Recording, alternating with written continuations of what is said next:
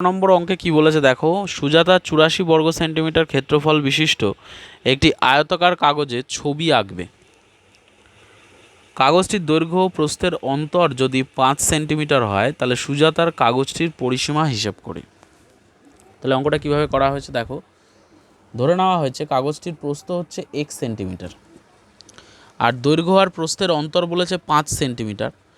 তো আমরা জানি জেনারেলি দৈর্ঘ্য বড় আর প্রস্থ মানে ছোট হয়। তো আমি যদি ধরে নিই যে প্রস্থ যদি এক্স তাহলে দৈর্ঘ্য তার থেকে 5 বেশি হবে, কারণ দুজনের অন্তর বলেছে মানে দুটোর বিয়োগফল। দেখো x+5 থেকে যদি আমি এক্সকে বাদ দিই, মানে দৈর্ঘ্যটাকে ধরে নেওয়া হয়েছে x+5, তো x+5 থেকে যদি আমরা এক্সটাকে বাদ দিই তাহলে শুধু 5 পেয়ে যাব নাকি। তার মানে দৈর্ঘ্য আর প্রস্থের অন্তর হচ্ছে শুধু 5 সেমি। এবার বলছে আয়তাকার কাগজটির দৈর্ঘ্যের ক্ষেত্রফল কী হবে, দৈর্ঘ্য ইন্টু প্রস্থ। তো দৈর্ঘ্য হচ্ছে কত, দৈর্ঘ্য আমরা ধরে নিয়েছি x+5 আর প্রস্থ কত ধরেছি এক্স, তাহলে এক্স ইন্টু x+5 করা হয়েছে, মানে আগে যেহেতু দৈর্ঘ্য লিখলে আগে x+5টা লেখা উচিত ছিল, তারপরে এক্স লেখা ছিল, একই ব্যাপার। গুণ 3কে 2 দিয়ে গুণ করা, 2কে 3 দিয়ে গুণ করা, অসুবিধা নেই। এক্স ইন্টু x+5 লেখা হয়েছে, এত বর্গ সেমি। এবার আমার কথা হচ্ছে অঙ্কের মধ্যে বলে দিয়েছে তোমাকে যে ক্ষেত্রফলটা কত, ক্ষেত্রফল বলে দিয়েছে দেখো 84 বর্গ সেন্টিমিটার, মানে দৈর্ঘ্য আর প্রস্থ গুণ করলে কত পাবে 84। তাহলে এখানে সেই অনুযায়ী এক্স ইন্টু x+5 মানে যে ক্ষেত্রফল বার করা হয়েছে সেটা ইকুয়াল টু 84 লেখা হয়েছে। এবারে এক্সকে এক্স দিয়ে গুণ করলে এক্স স্কোয়ার প্লাস 5কে এক্স দিয়ে গুণ করলে 5x, 84কে এদিকে নিয়ে গেলে -84 ইকুয়াল টু 0। এবার x square plus 5x minus 84 যেটা আছে সেটা মিডল টার্ম ফ্যাক্টর করা হয়েছে। 84কে ভাঙলে 7 বরং 84 হয়, তো 12 থেকে 7 বাদ দিলে তো মাঝের 5টা চলে আসে, তাই 12 - 7x - 84 ইকুয়াল টু 0। এবার দেখো এক্স স্কোয়ার প্লাস 12-এর সঙ্গে এক্স গুণ করলে 12x, প্লাসে মাইনাসে মাইনাস 7-এর সঙ্গে এক্স গুণ করলে 7x -84 ইকুয়াল টু 0। তো এক্স স্কোয়ার প্লাস 12x থেকে যদি আমি এক্সটাকে কমন নিয়ে নিই, তো এক্স স্কোয়ারকে এক্স দিয়ে ভাগ করলে কি হয় এক্স, 12xকে এক্স দিয়ে ভাগ করলে হয় 12, মাইনাস লেখা হয়েছে। তো 7xকে 7 কমন নিয়ে নিলে 7x থেকে 7 চলে গেলে এক্স, 84কে 7 দিয়ে ভাগ করলে হয় 12, তাহলে -7 কমন নিলে x+12 ইকুয়াল টু 0। এবার এই প্রথম রাশি এই দ্বিতীয় রাশি দুটো থেকে আমরা কি কমন নেব, x+12 কমন নেব। x+12 কমন নিলে ব্র্যাকেটে পড়ে থাকবে x - 7 ইকুয়াল টু 0। তাহলে হয় x+12 ইকুয়াল টু 0, তাহলে x ইকুয়াল টু +12কে এদিকে নিয়ে গেলে -12, এটা কিন্তু কখনোই সম্ভব নয়, ইহা অসম্ভব। অথবা x - 7 ইকুয়াল টু 0, তাহলে x ইকুয়াল টু 7 হয়ে গেল। তার মানে কখনোই তো এক্সের মান মানে দৈর্ঘ্য আর প্রস্থ কখনো তো মাইনাসে হতে পারে না, তাহলে এটা সম্ভব নয়, এটা অসম্ভব। তাহলে মানটা হবে অ্যাকচুয়ালি এক্সের মান হবে 7। তো এক্স সমান সমান আমরা কি ধরেছিলাম প্রস্থ, তাহলে আয়তক্ষেত্রের প্রস্থ হচ্ছে 7 সেন্টিমিটার আর দৈর্ঘ্য তার থেকে 5 সেন্টিমিটার বেশি হবে, তার মানে 5 + 7 মানে হচ্ছে 12 সেন্টিমিটার। এবার তোমাকে বের করতে বলেছে আয়তক্ষেত্রটির পরিসীমা। তাহলে আয়তক্ষেত্রের পরিসীমা নির্ণয় করার সূত্র কি, 2 × দৈর্ঘ্য প্লাস প্রস্থ। তাহলে 2 × দৈর্ঘ্যের মান বেরিয়ে গেছে 12 আর প্রস্থের মান বেরিয়ে গেছে 7, তাহলে 12 + 7, তাহলে 12 আর 7 যোগ করলে 19, 19 দুগুণে 38 সেন্টিমিটার। তাহলে সুজাতার যে কাগজটি মানে আয়তকার কাগজের যে ছবি আঁকবে তার পরিসীমা জানতে চেয়েছিল, তার পরিসীমা কত হবে 38 সেমি। ওকে, চলে আসছি নেক্সট অঙ্কে। নেক্সট অঙ্ক যেটা বলছে যে সিরাজদের বর্গাকার বাগানের বাইরের চারিদিকে 2.5 মিটার চওড়া একটি রাস্তা আছে।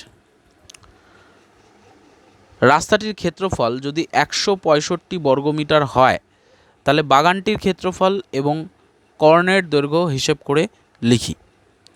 এবার দেখো এখানে ছবিটা যেটা আঁকা হয়েছে সেখানে PQRS এই বর্গাকার বাগান, যার চারপাশে ABCD রাস্তাসহ বাগান, মানে রাস্তাটা হচ্ছে অ্যাকচুয়ালি এই গ্যাপটা, এদিকে যে গ্যাপটা আছে সমান চওড়া হবে, যদিও এখানে একটু চওড়াটা কমে গেছে। তো রাস্তাসহ বাগান এবং বাগানের কর্ণ হচ্ছে SQ। ছবিটা ভালো করে দেখে নাও, তোমাদের কাছে আশা করি খাতায় টুকে নিয়েছো SQ। এবারে অঙ্কের নেক্সট স্টেপে আসছি। নেক্সট স্টেপে কি বলেছে, ধরি সিরাজদের বর্গাকার বাগানের দৈর্ঘ্য x মিটার, তাহলে বর্গাকার বাগানটির ক্ষেত্রফল কত হবে, স্বাভাবিকভাবে x² বর্গমিটার হবে। এবার তোমাকে কিন্তু অঙ্কে বলে দিয়েছে বাগানটির চারদিকে 2.5 মিটার চওড়া রাস্তা আছে, তাহলে রাস্তাসহ বর্গাকার বাগানটির দৈর্ঘ্য কত। আমরা ধরে নিচ্ছি অ্যাকচুয়ালি এক্স মিটার কিসের দৈর্ঘ্য, বাগানের দৈর্ঘ্য। কিন্তু আমি একটু ছবিটা আরেকবার একটু দেখিয়ে দিই কোনটা এক্স ধরেছে আর কোনটা এক্স প্লাস 2 ইন্টু আড়াই মানে এক্স প্লাস 5, মানে রাস্তা সহ বর্গাকার বাগানটির দৈর্ঘ্য কোনটা আর বাগানের দৈর্ঘ্য কোনটা একটু দেখে নাও ভালো করে সবাই। এই যে চিত্রটা দেখতে পাচ্ছ এখানে বাগানটির দৈর্ঘ্য বলতে এই যে P Q, Q R, S আর আর পি এস, এইটা হচ্ছে এক্স ধরা হয়েছে, শুধু এই ভেতরের বাহুগুলো। এবার এদিকে 2.5 মিটার চওড়া, এদিকে 2.5 মিটার চওড়া রাস্তা, তাহলে রাস্তা সহ বাগানের দৈর্ঘ্য কত হয়ে যাবে, এদিকে 2.5 বেড়ে গেল, এদিকে 2.5 বেড়ে গেল, মানে 2.5 ইন্টু 2 মানে 5 বেড়ে গেল, তার মানে কত হবে এক্স প্লাস 5 হবে, হ্যাঁ কি না? রাস্তা সহ বাগানের দৈর্ঘ্য কত হবে এক্স প্লাস 5। তাহলে এখানে লক্ষ্য করো রাস্তা সহ বাগানের দৈর্ঘ্য এক্স প্লাস 5 মিটার হয়েছে। তাহলে রাস্তা সহ বাগানটির ক্ষেত্রফল কত হবে, যেহেতু বর্গাকার বাগান তাই জন্য এক্স প্লাস 5-এর হোল স্কোয়ার হয়ে যাবে, এক্স প্লাস 5-এর হোল স্কোয়ার এত বর্গমিটার। এবার রাস্তা সহ এই রাস্তাটির ক্ষেত্রফল বের করতে গেলে কি করতে হবে, রাস্তা সহ বাগানের ক্ষেত্রফল থেকে যদি আমি বাগানকে বাদ দিয়ে দিই, বাগানের ক্ষেত্রফলটা যদি বাদ দিয়ে দিই তাহলেই তো আমার রাস্তার ক্ষেত্রফল বেরিয়ে আসবে, হ্যাঁ কি না? রাস্তা সহ মানে বাইরের যে বর্গাকার অংশটা আছে সেটা থেকে যদি ভেতরের বর্গাকার অংশটা আমি তুলে ফেলতে পারি তাহলে শুধু রাস্তাটা পড়ে থাকবে না। তা রাস্তা সহ বাগানের ক্ষেত্রফল থেকে রাস্তা বাদে বাগান মানে ভেতরে শুধু বাগানটার ক্ষেত্রফলটাকে বাদ দিয়ে দেবো। তো রাস্তা সহ বাগানের ক্ষেত্রফল বেরিয়েছে এক্স প্লাস 5-এর হোল স্কোয়ার মাইনাস শুধু বাগানের ক্ষেত্রফল এক্স স্কোয়ার করলে রাস্তার ক্ষেত্রফল কত সেটা তোমাকে কিন্তু অঙ্কের মধ্যে বলে দিয়েছে। রাস্তার ক্ষেত্রফল বলে দিয়েছে 165 বর্গমিটার। তাহলে শর্তানুসারে আমরা লিখতেই পারি এক্স প্লাস 5-এর whole square minus x square equal to 165। এবার এক্স প্লাস 5-এর হোল স্কোয়ার মানে এ প্লাস বি হোল স্কোয়ারের formula a square plus 2ab। তো 2a বলতে এখানে এক্স আর বি বলতে 5, তাহলে গুণ করলে কত হয় 5 দুগুণে 10x প্লাস বি স্কোয়ার মানে 5-এর স্কোয়ার মানে 25 minus x square equal to 165। এবার minus x square plus x square কেটে দাও, তাহলে 10x এদিকে পড়ে আছে, 25কে যখন আমি এদিকে নিয়ে যাব তাহলে মাইনাস 25 হয়ে যাবে। তাহলে 165 থেকে 25 বাদ দিলে কত হয় 140।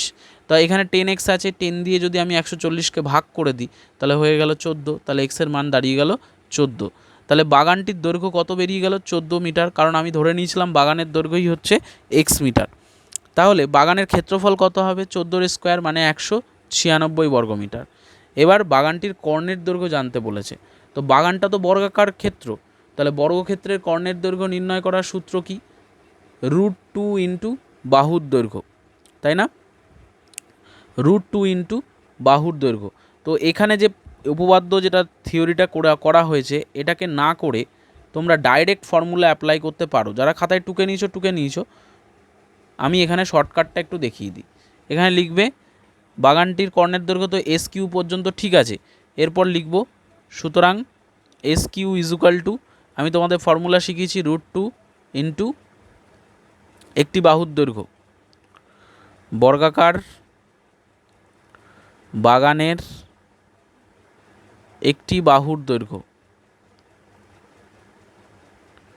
তাহলে বর্গাকার বাগানের একটি বাহুর দৈর্ঘ্য কত বেরিয়েছে 14 বেরিয়েছে, তার মানে 14√2, ঠিক আছে।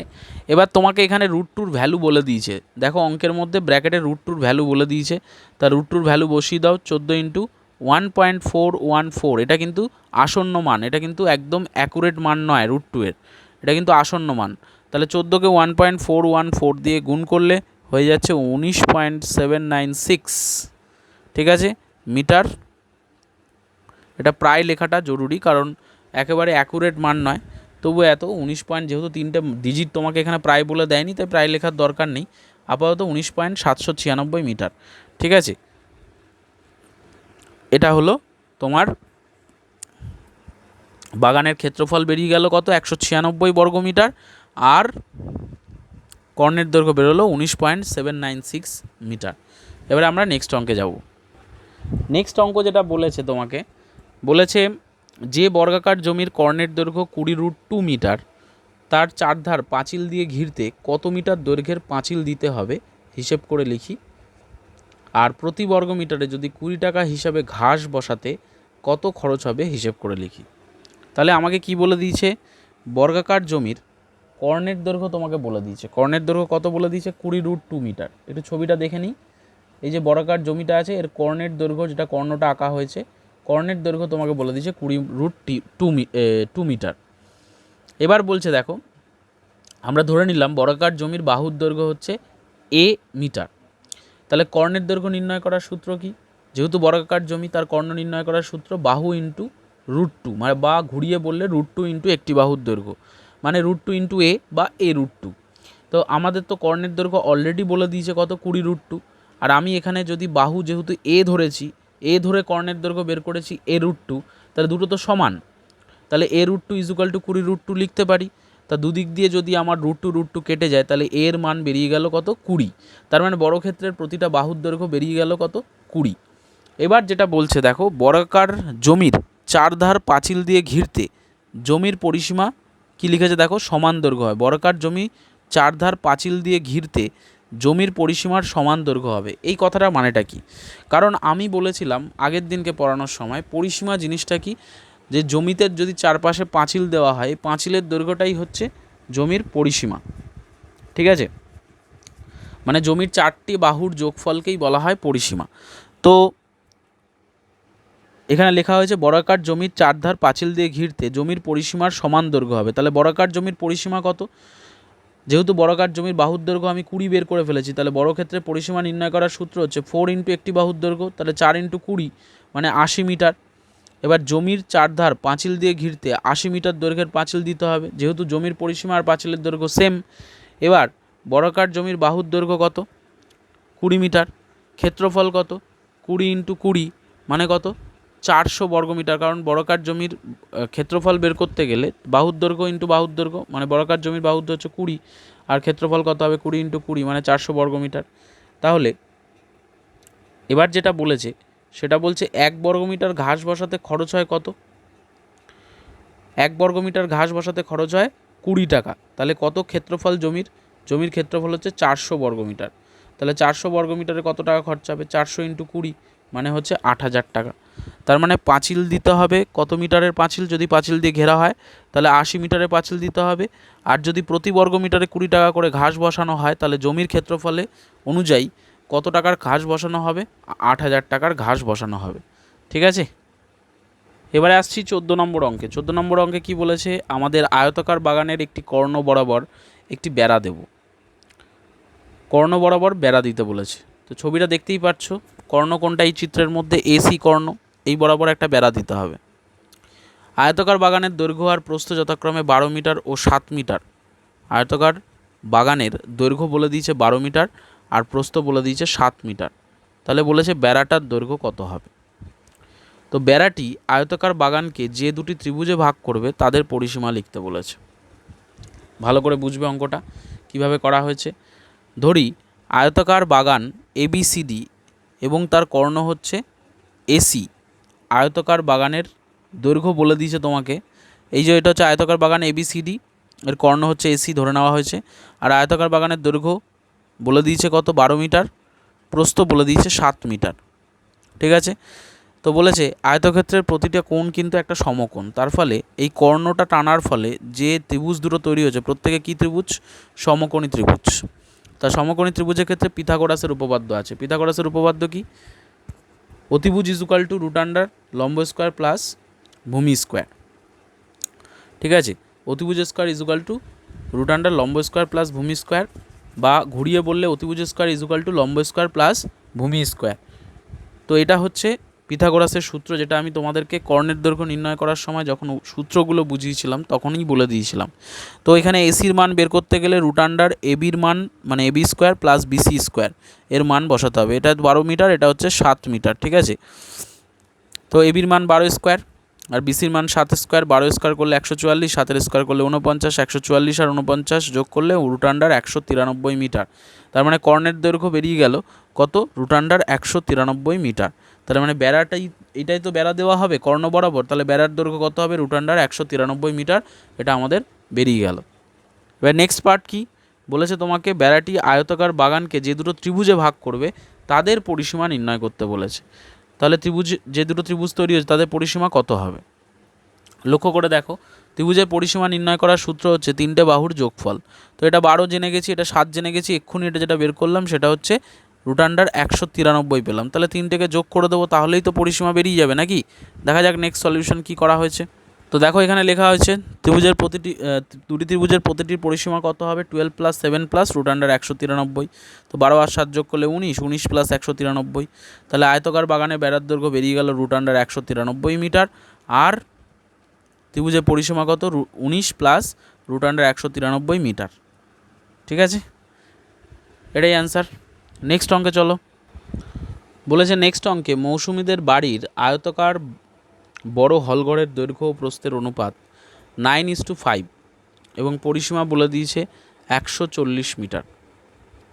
তা মৌসুমীরা হলঘরের মেঝেতে 25 সেমি × 20 সেমি আকারের আয়তকার টালি বসাতে চায়। তো প্রতি 100টা টালির দাম যদি 500 টাকা হয়, তাহলে মৌসুমীদের হলঘরের মেঝেতে টালি বসাতে কত খরচ হবে হিসেব করি।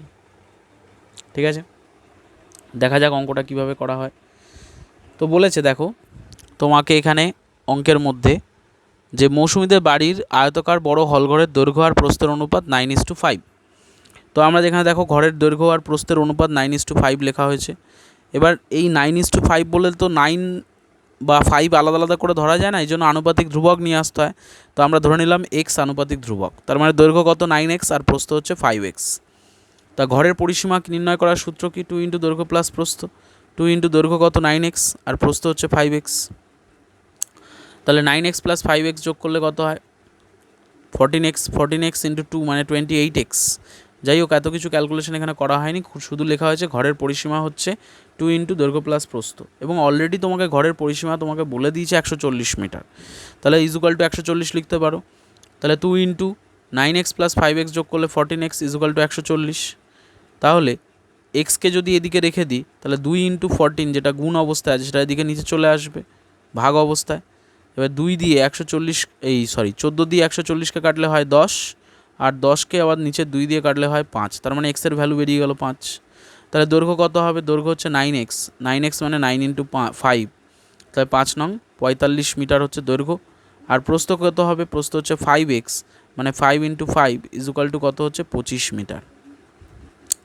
তাহলে দৈর্ঘ্য বেরিয়ে গেল 45x, প্রস্থ বেরিয়ে গেল 45 মিটার, আর প্রস্থ বেরিয়ে গেল 25 মিটার। অঙ্কটা অনেকটা আমার গ্রিপে চলে এলো। এবারে কি বলেছে দেখো, মৌসুমীরা হলঘরের মেঝেতে 25 সেমি × 20 সেমি আকারের আয়তকার টালি বসাতে চায়। কি বসাতে চায়, আয়তকার টালি বসাতে চায়। 25 সেমি × 20 সেমি আকারের আয়তকার টালি। তাহলে এই আয়তকার টালির ক্ষেত্রফল কত হবে। দেখো আমরা যখন ঘরের ক্ষেত্রফলটা মানে ঘরের দৈর্ঘ্য আর প্রস্থ বের করেছি সেটা মিটার এককে, কিন্তু এখানে যখন টালির যে দৈর্ঘ্য আর প্রস্থ বলেছে সেমিতে বলেছে, তাহলে আমার প্রথম ডিউটি হচ্ছে সেটা হচ্ছে সবগুলোকে একই এককে নিয়ে যেতে হবে। তো টালির দৈর্ঘ্যটাকেও সেমি থেকে মিটারে নিয়ে যেতে হবে। তাহলে সেমি থেকে মিটারে নিয়ে যেতে গেলে কী করতে হবে, দেখো করা হয়েছে। আমরা জানি 1 মিটার সমান 100 সেন্টিমিটার, তাই সেমি থেকে মিটারে যেতে গেলে 100 দিয়ে ভাগ করতে হবে। তাই 25/100 মিটার, মানে 25কে মিটারে নিয়ে যেতে গেলে 100 দিয়ে ভাগ করা হলো, আর 20কেও মিটারে নিয়ে যাওয়ার সেমি থেকে মিটারে নিয়ে যাওয়ার জন্য 100 দিয়ে ভাগ করা হলো। এবার টালির সংখ্যা বের করতে গেলে কি করতে হবে, মেঝের ক্ষেত্রফলকে টালির ক্ষেত্রফল দিয়ে ভাগ করতে হবে। মেঝের ক্ষেত্রফল 45 × 25 ডিভাইডেড বাই টালির ক্ষেত্রফল কত বের করেছি 25/100 × 20/100। এবার এই 100গুলো ভাগ অবস্থায় আছে, এগুলো যখন গুণ অবস্থায় উপরের দিকে উঠে যাওয়ার কথা। তো যদিও এখানে যেটা করা হয়েছে, এই যে জিনিসটা নিচে 100 × 100 করেছে, এইটাকে ভুল করে নিচের লিখেছে, এটা কারেকশান করে নেবে সবাই টোকার সময়। এই যে 100 × 100টা নিচে লেখা হয়েছে, এটা উপরে হবে ×100 × 100। সবাই কারেকশান করে নিও। এবার যখন কাটাকুটি করা হয়েছে, কাটাকুটি করতে গিয়ে 22,500টি বেরিয়েছে। কিভাবে দেখো লক্ষ্য করো, এটা যদি আমি 20কে যদি কাটি, 5 × 20 100, 5 × 5 = 25, আবার 5 × 5 = 25। তা 45 × 5 করলে 225, 225 × 100 মানে 22,500টি। এবার তোমাকে বলে দিয়েছে 100টা টালির দাম কত, 100টা টালির দাম 500 টাকা বলে দিয়েছে। তাহলে একটা টালির দাম কত হবে 500/100, তাহলে 22,500টি টালির দাম কত হবে 500/100 × 22,500। তো এখানে দুটো শূন্য কেটে গেল, তাহলে 22,500 × 5 মানে কত বেরোচ্ছে 1,12,500 টাকা। তাহলে মৌসুমীদের হলঘরের মেঝেতে টালি বসাতে খরচ হবে 1,12,500 টাকা। নেক্সট যে অঙ্কটা তোমাদের বলেছে সেটা কি বলেছে, বলছে 18 মিটার দৈর্ঘ্য বিশিষ্ট একটি বড় হল ঘরে কার্পেট দিয়ে মুড়তে 2160 টাকা খরচ হয়। যদি হল ঘরের প্রস্থ 4 মিটার কম হতো তাহলে 1620 টাকা খরচ হতো। তাহলে হল ঘরের ক্ষেত্রফল কত? তো 18 মিটার দৈর্ঘ্য বলে দিয়েছে তোমাকে, কিন্তু প্রস্থ বলে দেয়নি। তাহলে এখানে কি করা হয়েছে দেখো, হলঘরটির দৈর্ঘ্য ধরে নেওয়া হয়েছে 18 মিটার। তো সম্পূর্ণ মেঝে কার্পেট দিয়ে মুড়তে খরচ হয় কত? 2160 টাকা। এবার প্রস্থ তো বলে দেয়নি, ধরি প্রস্থ ধরে নিয়েছি এক্স মিটার। তাহলে হলঘরটির ক্ষেত্রফল কী হবে? দৈর্ঘ্য ইন্টু প্রস্থ মানে 18 ইন্টু এক্স মানে 18 এক্স বর্গ মিটার। এবারে হলঘরের প্রস্থ যদি 4 মিটার কম হয় তাহলে প্রস্থ কত হবে? এক্স মাইনাস 4 মিটার হবে। মানে আগে যদি এক্স থাকে, এখন যদি 4 মিটার কমে যায়, প্রস্থ আগে ধরেছিলাম এক্স মিটার, এখন 4 মিটার কমে গেছে, তার মানে এখন প্রস্থ কত হবে? X minus 4 metre. তাহলে এখন বর্তমানে ক্ষেত্রফল কত হবে? দৈর্ঘ্য ইন্টু প্রস্থ মানে 18 ইন্টু এক্স মাইনাস 4 হবে। ওকে, এবার যেটা করা হয়েছে দেখো লক্ষ্য করে, যে আগে যখন 18x ছিল তার জন্য খরচ হতো কত টাকা? 2160 টাকা। এখন ক্ষেত্রফল কত হয়ে গেছে? প্রস্থ 4 মিটার কমে গিয়ে 18 ইন্টু এক্স মাইনাস 4 হয়ে গেছে। তাহলে 18 ইন্টু এক্স মাইনাস 4 বর্গমিটারের জন্য কত খরচ হবে? এটা যদি ডাইরেক্ট না করতে পারো ওই কিংডমের মতো করবে। 18x বর্গমিটারের জন্য খরচ হয় 2160 টাকা। 1 বর্গমিটারের জন্য খরচ হয় 2160 by 18x। 18 into x minus 4 বর্গমিটারের জন্য খরচ হয় কত? 2160 by 18x into 18 into x minus 4। তো 18 কেটে দেওয়া হয়েছে, তাহলে উপরে 2160, নিচে এক্স ইন্টু এক্স মাইনাস 4। তাহলে এই যে রাশিটা, এই রাশিটা এত টাকা যে খরচ হবে, অলরেডি তো তোমাকে বলে দিয়েছে যে 4 মিটার কম হলে কত টাকা খরচ হতো। অলরেডি তোমাকে বলে দিয়েছে 1620 টাকা খরচা হতো। তার মানে এই যে টাকাটা আমরা বের করেছি এটা ইকুয়াল টু 1620 লিখতেই পারি, কারণ আমরা বের করেছি এত টাকা এক্স ধরে, আর অঙ্কে অলরেডি বলে দিয়েছে আমাকে 1620 টাকা খরচা হবে। তাহলে আমি লিখতেই পারি 2160 into x minus 4 divided by x equal to 1620। এখানে এক্সটা এই 1620 সাথে গুণ হয়ে গেছে, 1620 এক্স। এবার 2160-এর সঙ্গে এক্স গুণ করলে 2160 এক্স মাইনাস 2160-এর সঙ্গে 4 গুণ করলে 8640 ইকুয়াল টু 1620 এক্স। এই 1620 এক্স ডান দিক থেকে যখনই বাঁ দিকে নিয়ে আসছি তখন মাইনাস 1620 এক্স হয়ে যাচ্ছে, আর 8640 যখন বাঁ দিক থেকে ডান দিকে যাচ্ছে তখন প্লাস হয়ে গিয়ে 8640 হয়ে গেল। তো 2160 এক্স থেকে 1620 এক্স যদি মাইনাস হয় তাহলে 540 এক্স ইকুয়াল টু 8640। তাহলে এক্স ইকুয়াল টু কত হবে? এই 540 দিয়ে 8640কে যদি ভাগ করি তাহলে হবে 16। তাহলে এক্সের ভ্যালু বেরিয়ে গেল 16 মিটার। এক্স আমরা কি ধরেছিলাম? জমিটার প্রস্থ ধরেছিলাম। তাহলে জমিটার প্রস্থ বেরিয়ে গেল 16 মিটার, আর দৈর্ঘ্য কত বেরোলো? 18 মিটার। তো তোমাকে জানতে চেয়েছে যে হলঘরটির ক্ষেত্রফল কত। তাহলে ক্ষেত্রফল বের করার সূত্র কি? দৈর্ঘ্য ইন্টু প্রস্থ। দৈর্ঘ্য হচ্ছে 18 আর প্রস্থ 16 বের করেছি। তাহলে দৈর্ঘ্য ইন্টু প্রস্থ মানে 18 ইন্টু 16 মানে 288 বর্গমিটার। তাহলে হলঘরটির ক্ষেত্রফল হচ্ছে 288 বর্গমিটার। এর পরের যে অঙ্কটা দিয়েছে যে একটি আয়তকার জমির কর্ণের দৈর্ঘ্য 15 মিটার এবং দৈর্ঘ্য আর প্রস্থের অন্তর বলে দিয়েছে 3 মিটার। তো জমিটির পরিসীমা আর ক্ষেত্রফল নির্ণয় করতে বলেছে। তো কর্ণ তো দিয়ে দিয়েছে 15 মিটার, কর্ণ 15 মিটার ছবির মধ্যেই দেখতে পাচ্ছি, আর দৈর্ঘ্য আর প্রস্থের অন্তর বলে দিয়েছে 3 মিটার। তা জমিটার পরিসীমা বের করতে বলেছে আর ক্ষেত্রফল বের করতে বলেছে। দেখা যাক অঙ্কটা কীভাবে সলিউশনটা করা হয়েছে। তো দেখো চিত্র অনুযায়ী এক্ষুনি যে চিত্রটা দেখানো হলো, আয়তকার জমির এবিসিডি, আয়তকার জমির নয়, এটা লেখা উচিত ছিল আয়তকার জমি এবিসিডি কমা দিয়ে কর্ণ হচ্ছে বিডি। আগে যে ছবিটায় দেখানো হয়েছিল কর্ণটা হচ্ছে বিডি কর্ণ, ঠিক আছে। বিডি কর্ণের দৈর্ঘ্য কত বলে দিয়েছে তোমাকে? 15 মিটার। তো ধরি আয়তকার জমির প্রস্থ হচ্ছে এক্স মিটার, তাহলে দৈর্ঘ্য আর প্রস্থের অন্তর কত? দৈর্ঘ্য আর প্রস্থের অন্তর হচ্ছে 3 মিটার তোমাকে বলে দিয়েছে। তা প্রস্থ যদি এক্স হয় তাহলে দৈর্ঘ্য কত হবে? X plus 3। একটু আগেই করেছিলাম ওই দৈর্ঘ্য আর প্রস্থের অন্তর 5 মিটার যেটা বলেছিলাম, একইভাবেই করেছিলাম। তো আমরা পিথাগোরাসের উপপাদ্য থেকে জানি যে কর্ণের দৈর্ঘ্য যদি নির্ণয় করতে হয়, মানে বিডি কর্ণের দৈর্ঘ্য যদিও বলে দিয়েছে, কিন্তু আমি যদি এইভাবে দৈর্ঘ্য আর প্রস্থ দিয়ে নির্ণয় করতে চাই তাহলে কী হবে? কর্ণ মানে BD square equal to BC square plus CD square, যেখানে সিডি হচ্ছে দৈর্ঘ্য আর বিসি হচ্ছে প্রস্থ। তো তাহলে বিসির মান কত? এক্স, তাহলে এক্সের স্কোয়ার, আর সিডির মান কত? এক্স প্লাস 3, তাই এক্স প্লাস 3 এর হোল স্কোয়ার। তাহলে এটা যদি আমি এখানে বিডি তার হোল স্কোয়ার লিখি, শর্তানুসারে বিডির মান তো আমরা জানি 15, তা 15 আর স্কোয়ারটা যদি তুলে দিই তাহলে এর মাথায় কী হবে? রুট বসে যাবে, মানে root under x square plus x plus three এর হোল স্কোয়ার। তাহলে আবার কি করা হয়েছে, এই লাইনটা করার কোনো দরকারই ছিল না, এই লাইনটা কেটে দেবে, পেন্সিল দিয়ে যারা টুকেছো তারা কেটে দেবে, কারণ এখানে বিডির মান বসানো হয়েছে 15 স্কোয়ার ইজুকাল টু বিসির মান আমরা জানি এক্স, তাই x square plus x plus three square যেরকম ছিল সেরকমই লেখা হয়েছে। তা 15 স্কোয়ার মানে কত, 15 ইন্টু 15 মানে 225, আর এক্স স্কোয়ার যেরকম ছিল, এবারে এক্স প্লাস থ্রি এর হোল স্কোয়ার এটা যেটা আছে এটা ফর্মুলায় ফেলা হয়েছে, কিসের ফর্মুলা, এ প্লাস বি তার হোল স্কোয়ারের ফর্মুলা, এ বলতে এক্স, বি বলতে থ্রি, তাহলে এ স্কোয়ার মানে এক্স স্কোয়ার প্লাস 2ab মানে 2 into x into three plus b square, b মানে 3a স্কোয়ার, তাহলে এক্স স্কোয়ার যোগ করলে 2x square plus 2 into three মানে 3 দুগুণে 6x প্লাস 3 স্কোয়ার মানে 9। এবার যেটা হচ্ছে দেখো 2x square plus 6x plus 9, আর এই 225কে এদিকে নিয়ে আসা হয়েছে মাইনাস 225, তো 225 আর 9-এর মধ্যে কে বড়, 225 বড়, তাই মাইনাস 225 থেকে 9 বাদ দিলে 216।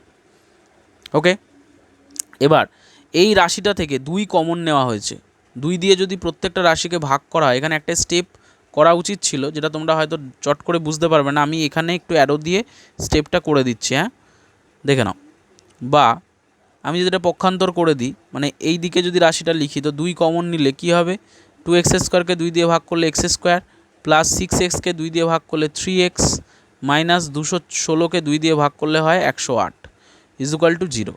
তাহলে এক্স স্কোয়ার, এবারে যে রাশিটা লেখার দরকার নেই, এবারে এখানে লেখা দেখো এই 2টা এদিকে গেলে 0কে 2 দিয়ে ভাগ করলে কি হয়, 0ই হয়ে যায়, তাহলে কি হবে x square plus 3x minus 108 equal to 0, কারণ এই 2টা এদিকে চলে গেছে ভাগ হয়ে, কারণ এখানে গুণ আছে, এদিকে গেছে ভাগ হয়ে, তো শূন্যকে 2 দিয়ে ভাগ করলে শূন্যই হয়।